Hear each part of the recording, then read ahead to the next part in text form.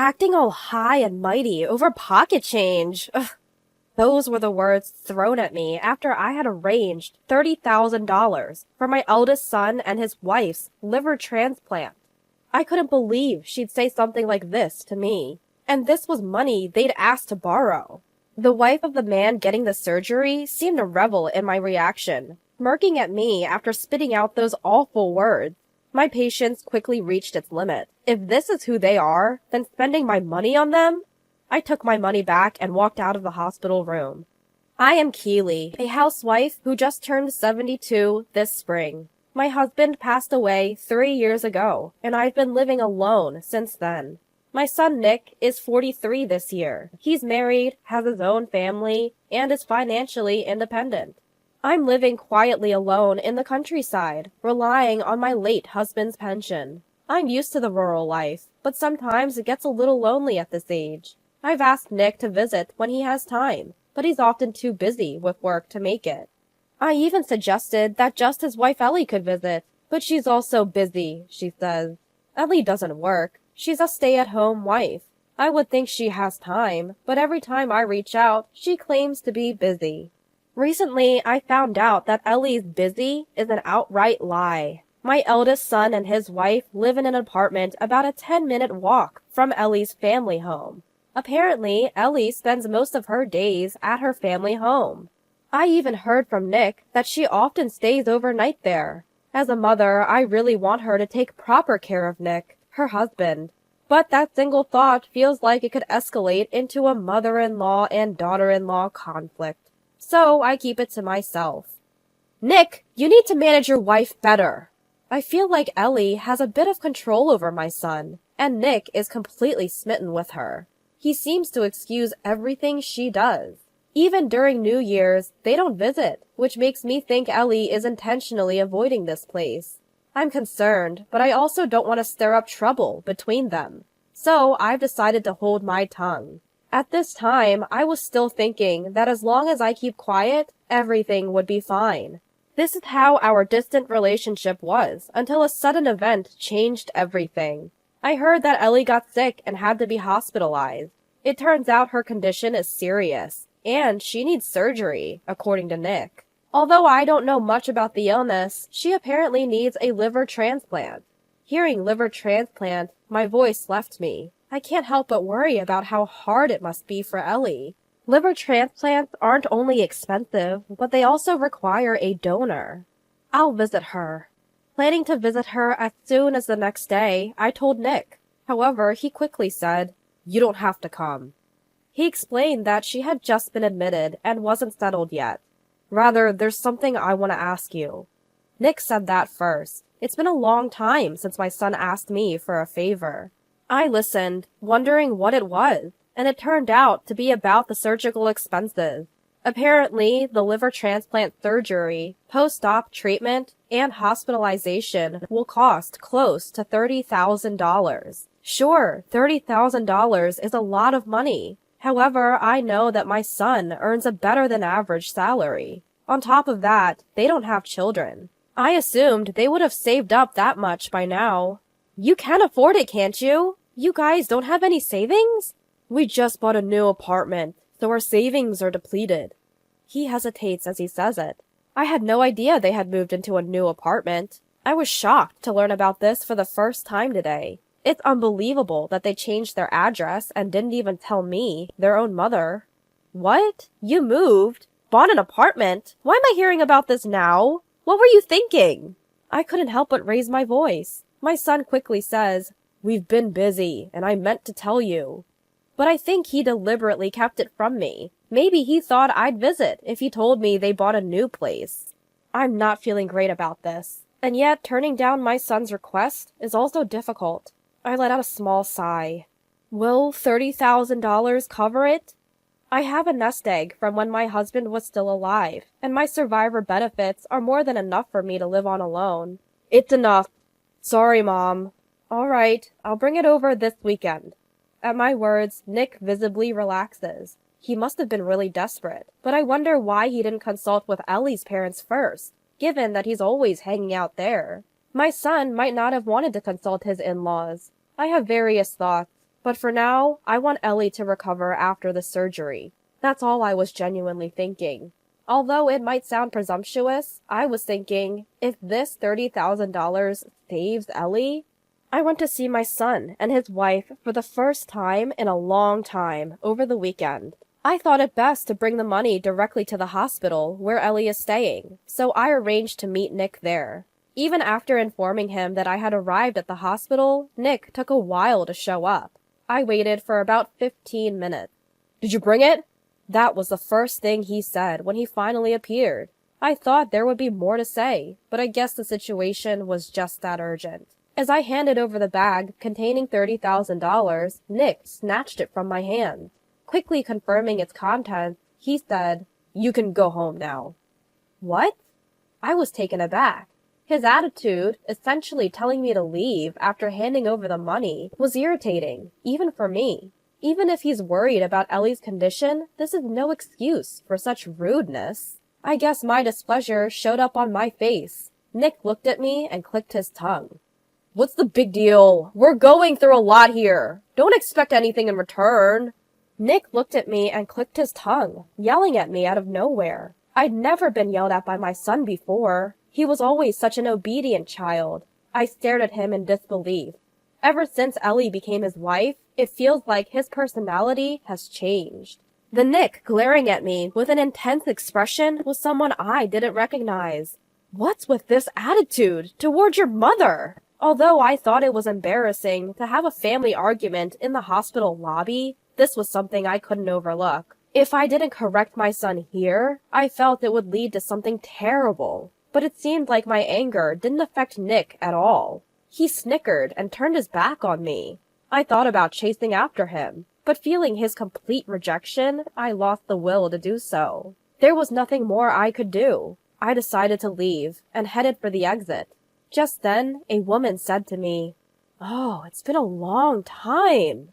Seeing her face, I snapped back to reality. It was Ellie's mother, whom I hadn't seen in a long time. Hurriedly, I bowed and said, "It's been a while." She was probably here to visit someone in the town hospital. I told Ellie's mother, "I came to visit, but can't find the room." She cheerfully said, "Well then, let's go together." Despite her daughter being in the hospital, she remained incredibly upbeat. The room Ellie was in turned out to be a private room. Apparently, she had insisted on having a private room. I was even more surprised it was a special room. It seemed extravagant, considering they were complaining about not having enough for the transplant and treatment costs. I knocked, and right away, Nick's voice answered. When Ellie's mother opened the door, I saw my son and his wife smiling warmly. A smile they never showed me, but had for Ellie's mother, making my heart ache just a bit. Ellie, sitting up in bed, noticed me standing behind her mother right away. Immediately, a frown formed on her face. "Oh, so your mother-in-law is here too, huh?" The careless way she looked at me was like I was something unpleasant. There's a bag of cash on the bedside table, the one I just gave to Nick. $30,000 is a lot of money. Leaving it there like that almost makes me dizzy. "Mom, you're still here? Haven't you taken care of everything already?" Nick spoke to me with a tone that was almost spitting the words out. I don't understand why I'm being treated this way. Ellie's mother doesn't seem too bothered by Nick's attitude. She just smiles. I bumped into Ellie's mother. I was about to leave, but she invited me to visit. Ignoring Nick's rude behavior, I responded.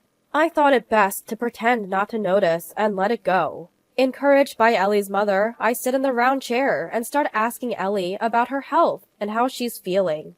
Ellie, reluctantly perhaps, but unable to mistreat me in front of her mother, explains her medical condition. Turns out they found a donor for her liver transplant rather quickly. It's a cousin of Ellie's, apparently. If the transplant is successful, she'll recover her health. Enough already. Can you leave? My son clearly can't stand me being here. His leg shakes in what seems like frustration or anger. His attitude is getting to me. Your wife is sick, you know. It's natural for me to be concerned. Why are you acting this way? I brought what you asked for all the way here. Don't you think you owe me at least a thank you? At my words, Nick's face turns red. Ellie snickers at me from her bed, as if making fun of me. Acting all high and mighty over chump change. It's a turnoff to be lectured like this. I'm stunned by the words hurled at me from Ellie. Nick really has changed. Ellie's mother being here doesn't matter to him anymore. Chump change? $30,000 is chump change to you? You too couldn't come up with it, could you? How dare you insult me? And that attitude. Can't you do something about it? It's just rude. I can't help but stand up from my chair. The eldest son and his wife show no signs of being fazed. What kind of people are they? Really? It's beyond infuriating. It's baffling. Ellie's mother is just standing there, smiling and saying, "Oh dear." Maybe she's just clueless, but I think she's also a bit out of touch with reality. The eldest son and his wife continue to call me stingy and a penny pincher. If I just listen in silence, they'll say whatever they want, even digging up things from the past. I take a deep breath. I see. I get it. I was the one who was wrong. Nick stops hurling insults upon hearing my apology. However, his face still sports a smug, disdainful smile. Quickly, I reach behind Nick and grab the paper bag casually placed on the bedside table. It still contains the $30,000 I brought. Heavy to me, but clearly pocket change to them.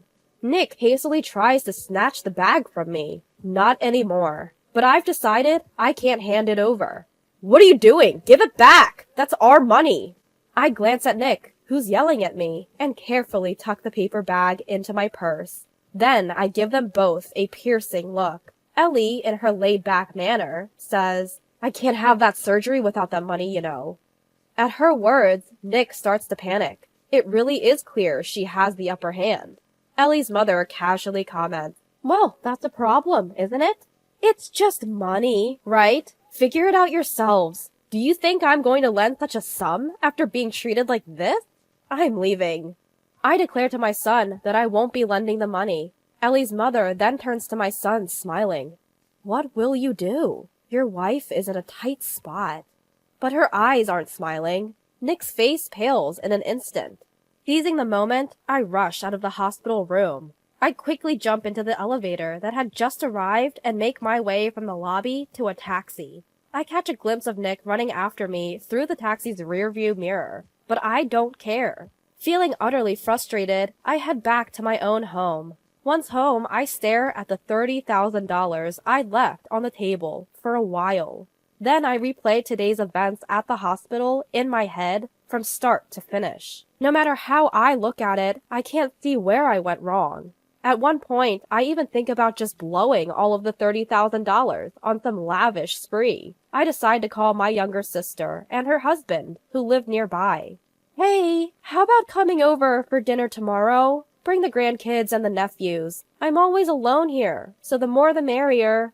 My sister and her husband are thrilled at the invitation. They say they'll bring their son, his spouse, and the grandchildren. After hearing my sister's response, I quickly contact a high-end steak restaurant and a catering service. I apologize for the short notice and ask if they can accommodate. Both are more than happy to oblige. It's good to have a long-standing relationship with businesses that can be flexible when you need it. I've already requested kids' menus from the caterer, so the little ones can eat too. The next day is incredibly busy right from the morning. Thinking we'll need some sweets after dinner, I go out to buy cakes and donuts. While I'm at it, I also get gifts from my nephew's family and my sister's family, who frequently come to visit. And for my niece and nephew and sister and her husband, who always make time to visit, I prepared gifts for them as well. I buy gaming consoles for the kids, high-end fountain pens for my brother-in-law and nephew, and matching designer bags for my sister and my nephew's wife. Once everything is set, I feel like I really accomplished something. The whole ordeal with my son's liver transplant has completely slipped my mind. As I'm just waiting for everyone to arrive, I casually check my phone and see back-to-back calls from Nick and Ellie. I'm immediately annoyed, wondering what they could possibly want now. There are also text messages, so I check them. The first batch of texts are complaints about me not paying for the medical expenses. But as I read on, the messages turn into nothing but whining. By the end, they're downright begging. I sighed and called Nick on his cell phone. Surprisingly, he answered after just one ring. Mom, why have you been ignoring my calls? I was stunned to hear that as the first thing out of his mouth. Really, Nick? You're the one who usually ignores my calls, you know. As we spoke, the events of yesterday flashed back into my mind, making it hard to contain my irritation. When are you bringing me the $30,000? I'm in trouble here since you took it back yesterday. I was disappointed and saddened by my son's consistently aggressive attitude. I wondered when he'd changed so much from the sweet, considerate child he once was. While I remained silent, Nick started berating me again. By the second time, I found myself listening more calmly. Besides, the things Nick was saying sounded like childish complaints. All you do is call me stingy and say you're not fulfilling your role as a mother-in-law. None of it resonates with me. I felt indifferent just listening to him. I heard all that yesterday. Why don't you accept help from Ellie's parents instead? You're close with them, aren't you? Plus, Ellie isn't their biological daughter. I'm sure they'll help. I interrupted Nick's ongoing tirade. If I didn't, it seemed like it would never end. I was also becoming suspicious of Ellie's mother, who was just smiling in the hospital room yesterday. Think about my situation too. People will say I can't even afford my wife's treatment. You're the one who called it pocket change, right? And for the record, I used that money. There's hardly anything left. Nick was left speechless on the other end of the line. He reacted to the news that there was little money left. Why did he treat me like that when he's clearly desperate? I couldn't help but wonder. Just sort out the liver transplant fees on your own. Don't involve us. I made myself very clear. Please relay that to your wife as well. I cut off the call, feeling like I had just tossed out a parting shot. I didn't want my emotions to get the best of me. Even if he's rotten, he's still my son. As a parent, I want to help him. But his attitude yesterday was unforgivable. If both of them had apologized, maybe I would have reconsidered. But there was no apology at all. This makes it impossible to forgive them. Just after hanging up with Nick, I got a call from Ellie. I pick up the phone, ready to settle this once and for all. Mother-in-law, this is terrible. My life is on the line. You understand that? As soon as I pick up, her condescending tone irritates me. If her life is on the line, she should be more humble. I told Nick too. Instead of borrowing money from me, wouldn't it be simpler for your parents to help you out, Ellie? I tell Ellie the same thing I told Nick. Ellie scoffs at my suggestion. Seems like she really can't humble herself before others. Then she starts talking about how if I don't lend them $30,000, Nick will be in a bad position. Basically, she's saying she doesn't care if Nick becomes uncomfortable at her parents' house. Honestly, what she's saying almost feels like blackmail. Listen, Ellie, I'll make it clear today. I don't know why you're avoiding me. You didn't even tell us about moving to the new house, and you never visit. I don't feel like you're really part of our family. Ellie listens in silence. I don't want to say this, but can you really call yourself a daughter-in-law? You only reach out when it's convenient for you, and then you greet me with this disrespectful attitude. I don't want to hear your old-fashioned views on daughter-in-law and mother-in-law relationships right now. Just bring the money for the treatment, okay? Ellie has a short temper and gets very angry. She yelled at me over the phone. The angrier Ellie gets, the calmer I become. Raising your voice won't help. Besides, that money is already spent, and there's not much left. It may be pocket change to you, but it matters to me. Ellie gasps at the mention of the dwindling funds. I guess spouses do become alike when they spend a lot of time together. Then what should I do? We found a donor. All we need to do is make the payment. We're running out of time. Her last words were almost a scream. Hearing her, I felt no inclination to help.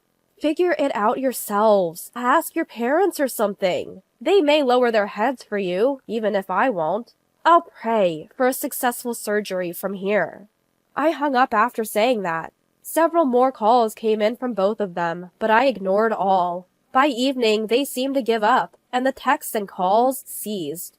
Later, Ellie's father came to apologize to me. I was surprised by his sudden visit, but he was a sensible man, and apologized sincerely. After his apology, I agreed to lend the money for the treatment. Ellie and her mother seem to be extreme spendthrifts. Both spend money freely, while Nick is working non-stop. Lack of savings wasn't just due to the apartment purchase, it appears. They've promised to pay back the medical expenses gradually. They are also in debt to multiple other parties, and seem to be in a tight spot. But the surgery was successful, so I'll wait for them to get back on their feet and pay me back. Their relationship as a married couple seems to be on the rocks due to money issues. They have shared debts and can't afford a divorce, so they continue to live separately within the same home. Nick informed me they will divorce once the debts are paid off. I've decided to do a major renovation on the house where I now live alone. The suggestion came from the nephew and his wife who had invited me to that lavish dinner that day. Since then, they have visited me like real sons would, and the house is lively with the sound of kids on the weekends. Living alone doesn't feel lonely anymore, and I believe the $30,000 I spent that day was well worth it.